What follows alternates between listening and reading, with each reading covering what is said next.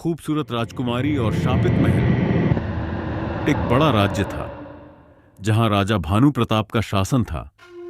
उनका महल नदी के किनारे बना हुआ था।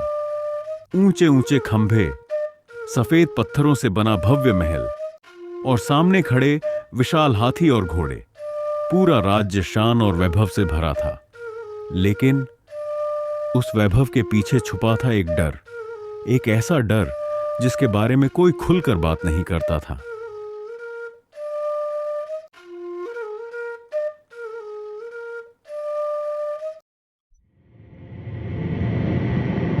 महल के लोग रात होते ही दरवाजे बंद कर लेते। कोई भी उस हिस्से की तरफ नहीं जाता। सब जानते थे कुछ तो है वहां। कई साल पहले राजा भानु प्रताप का सामना एक भयानक आत्मा से हुआ था। उस रात आसमान काला हो गया था, हवा तेज चल रही थी और तभी महल के सामने एक परछाई प्रकट हुई। उसकी आंखें लाल थीं, आवाज भारी और गूंजती हुई, राजा, तुम्हारा वैभव अब तुम्हारा अभिशाप बनेगा।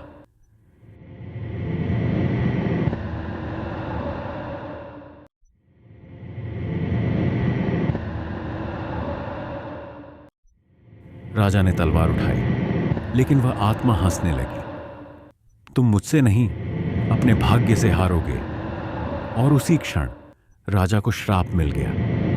उस दिन के बाद राजा के मन में एक डर बस गया। उन्हें लगता यह सब उसी गलती का परिणाम है जिसे वो भूलना चाहते थे।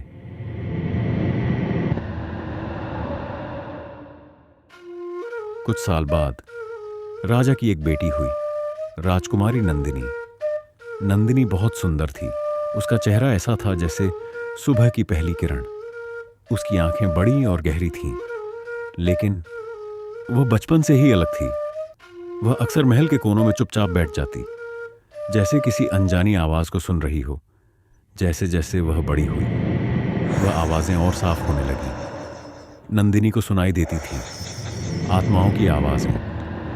रात होते ही महल के सन्नाटे में उसे सुनाई देता,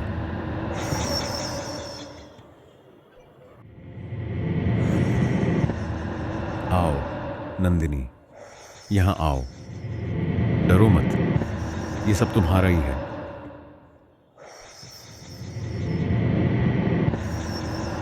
तुम बस भूल चुकी हो, यहां वही शांति है जिसे तुम खोजती रही हो। अपने कदम धीरे धीरे आगे बढ़ाओ। दरवाजा खोलो नंदिनी, यही तुम्हारा स्वागत है। हर रात नंदिनी नींद से उठ जाती।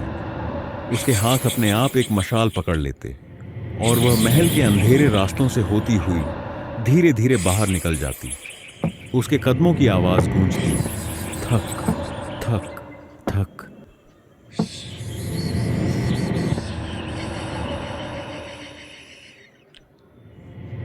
वह अकेली अंधेरे में इन नदी की ओर चलती।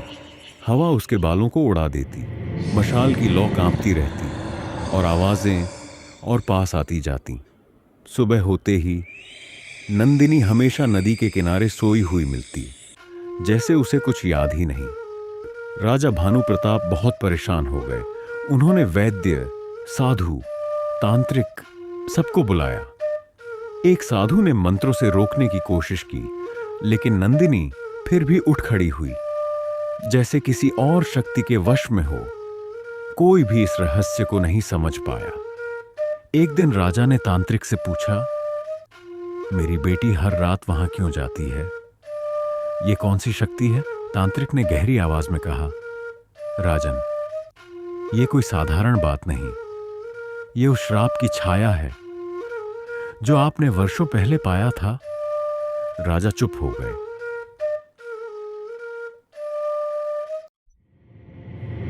एक रात राजा ने खुद नंदिनी का पीछा किया।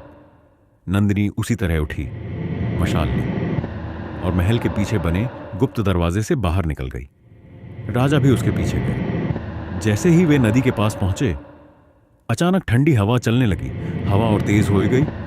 नंदिनी के कदम रुक गए, जैसे कोई अंतिम फैसला होने वाला हो। और सामने एक धुंधली आकृति प्रकट हुई, वही आत्मा। नंदिनी उसके सामने खड़ी थी, जैसे वह उसे पहचानती हो।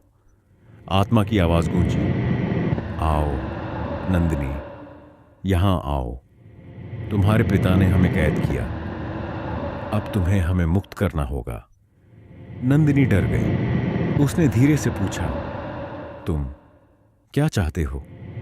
आत्मा ने कहा, मुक्ति या विनाश। राजा के हाथ कांपने लगे। उन्हें सब याद आ गया। वर्षों पहले उन्होंने अपने घमंड में एक निर्दोष साधु को कैद करवा दिया था। वही साधु अब आत्मा बन चुका था। राजा घुटनों के बल बैठ गए।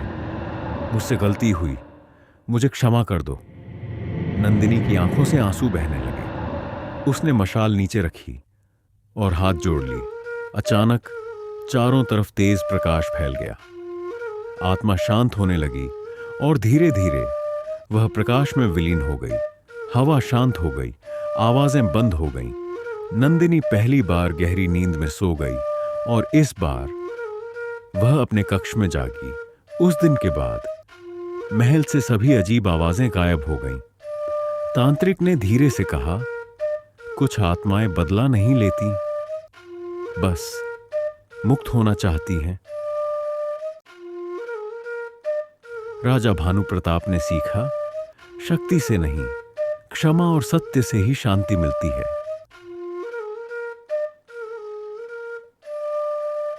और राजकुमारी नंदिनी अब सिर्फ सुंदर ही नहीं, बल्कि उस राज्य की सबसे शांत और प्रकाशमय आत्मा बन गई।